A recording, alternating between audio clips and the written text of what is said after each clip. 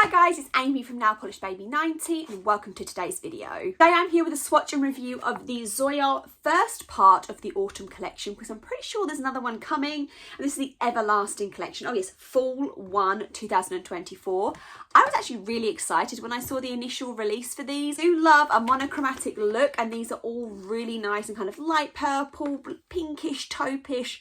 I really like the overall aesthetic, and it'll be interesting to see what part 2 looks like. So I'm going to dig in. I am wearing one of these on my nails, but we're going to go through everything in Everlasting for part 1 of Autumn Fall 2024 by Zoya. These videos I tend to work across them, so we're going to do that again today. The first one is the one that I'm wearing on my nails today, and this one is called Opal. Obviously, it's here to give us the opalescent look.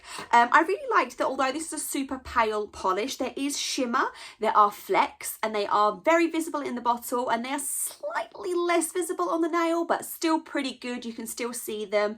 Sometimes I worry that when you see lots of denseness in the bottle that it's not going to translate, and it did translate pretty well. I was really impressed. I've obviously picked that one out to wear on my manicure today.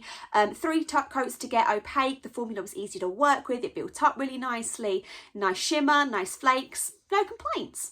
So that first one is 3 coats of Opal. I move down to Franny, which is this kind of really light pink, a couple of drops of neutral in it. Really like this one as well, and this was a 2-coater for me. I will say that Zoya is very consistent with their formulas. They're always really nice, and this one, for being such a light pink, the fact that it was opaque in 2 was a very big thumbs up. And also, I've just finished watching US Shameless, and there's a Franny in that, so it felt very apt that I put this one on. This one was in this collection as I've just finally finished watching season 10 or 11.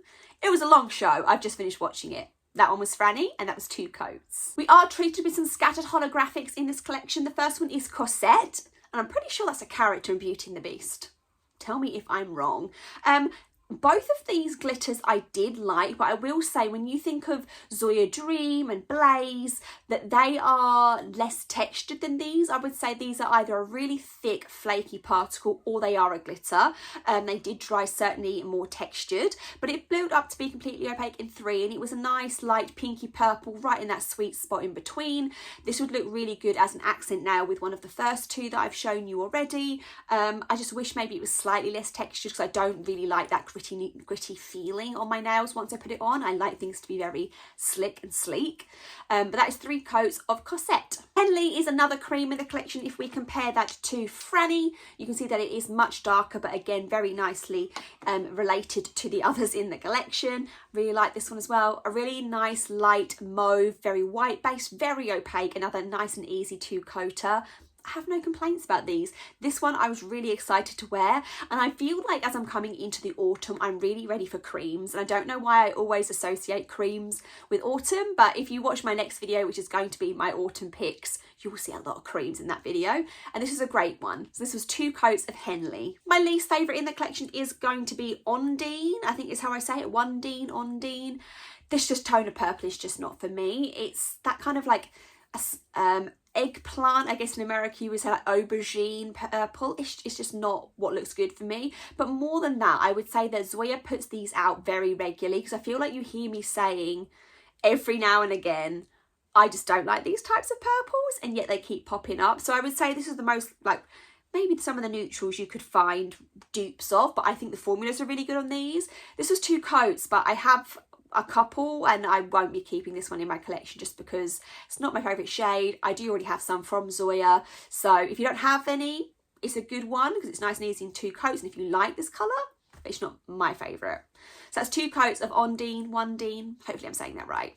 And finishing up the collection is that other one that I said which was glitter, and this is Annabelle, and this is a nice darker, again kind of like your glitter version of the one that we've just shown, Ondine. I did like this one. Again, same comments as with the other one. It's just a little bit glittery and more scratchy than what I was feeling. I don't know if anyone else has experienced that, anyone's tried these or the more recent scattered hollows from Zoya. Leave that in the comments. I feel like when they did the red one, which might have been the most recent one, that was quite like jelly and wasn't very scratchy, but maybe it was less holographic. I don't know. I just find that these are a little bit more textured. But that was 2 coats, and that one was Annabelle, and that's wrapping this up. But I do have September's polish of the month too. Before we go to those favourites, let's look at this one. So this is September's polish. And do you know what? When I read the name Ashby, for some reason, I couldn't get my email to open from Zoya showing what the polish of the month was. I literally saw polish of the month, September, Ashby. And in my mind, I was like, I bet it's going to be a shimmery maroon. And that's exactly what it was. I'm not mad at this. I do really think this fits autumn really nicely. I do love a deep shimmer. It's very on the nose of what we expect for autumn transitional colours. So I'm looking forward to seeing what more they're going to do. This is very seasonal. Is it my favourite one they've released in this Polish of the Month series? No. Is it the worst? No. Is it the best? It's just right in that middle ground. Nice and opaque in pretty much one coat. That was Ashby. And back to the main event. For Everlasting, my favourite ones are going to be these two creams, which, like I say, I know is a bit of a strange mixture, but I loved them. I thought they performed really, really well. They're great transitional polishes, not only into autumn, but then back out again from winter into spring. I find these fit really nicely, and more importantly than that, they had really, really good formulas. So let me know what you thought of this collection down below. Give me a thumbs up, subscribe, and I will see you soon.